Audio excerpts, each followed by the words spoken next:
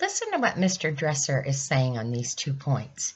What he's saying is, from what I'm hearing, the judges who claim they're being falsely accused, that's not correct. They have more than great access to due process. What I'm hearing him say is that the CJP doesn't go after a case at all unless they're 100% certain that they can win it. So, and they know that they're going to get extreme pushback from very legally educated people and their attorneys.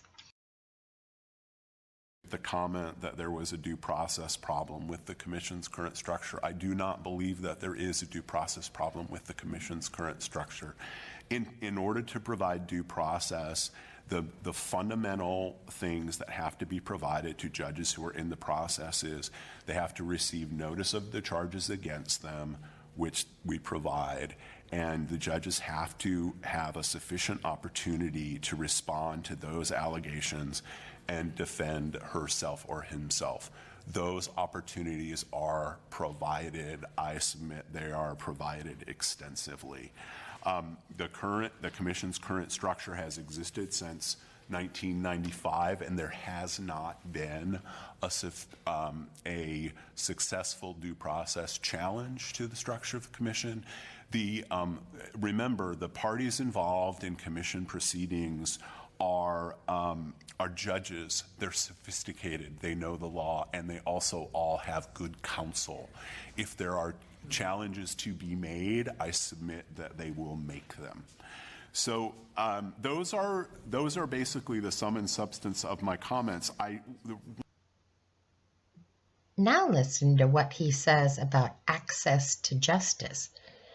You can hear the frustration in his voice that they need recordings of all things that are going on in the courts so that the public has better access to justice, so that when they charge a judge with problems, they can more readily prove it.